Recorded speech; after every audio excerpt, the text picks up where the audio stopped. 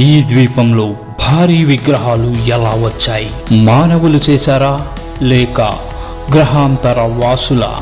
ప్రపంచంలోనే అతిపెద్ద mystery Easter island రాతి విగ్రహాల వెనుక ఉన్న భయంకరమైన నిజం. ప్రపంచం నలుమూలలా ఎన్నో వింతలు ఉన్నాయి, కానీ పసిఫిక్ మహాసముద్రం మధ్యలో ఉన్న ఒక చిన్న ద్వీపం మాత్రం సైంటిస్టులకే సవాల్ విసురుతోంది. అది ఈస్టర్ ఐలాండ్. ఇక్కడ వందల సంఖ్యలో ఉన్న భారీ రాతి విగ్రహాలు అసలు అక్కడికి ఎలా వచ్చాయి? వేల కిలోల బరువున్న ఈ విగ్రహాలను ఎవరు తయారు చేశారు? ఈ ద్వీపంలో దాదాపు 900 భారీ విగ్రహాలు ఉన్నాయి.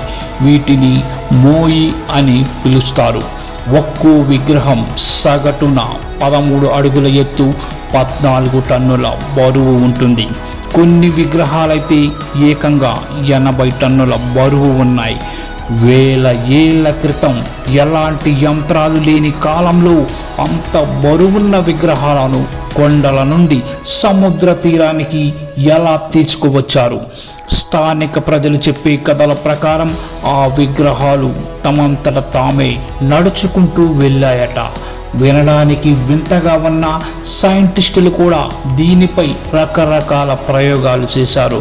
కొందరు ఇవి గ్రహాంతర వాసులు చేసిన పని అని నమ్మితే, మరికొందరు తాళ్లతో వాటిని అటు ఇటు ఊపుతూ నడిపించి ఉంటారని భావిస్తున్నారు.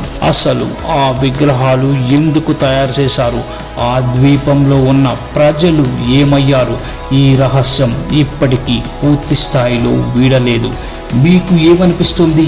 ఇవి మనుషులు చేసినవేనా? కామెంట్ చేయండి. ఇలాంటి మరిన్ని మిస్టరీల కోసం మన ఛానల్ని సబ్స్క్రైబ్ చేసుకోండి.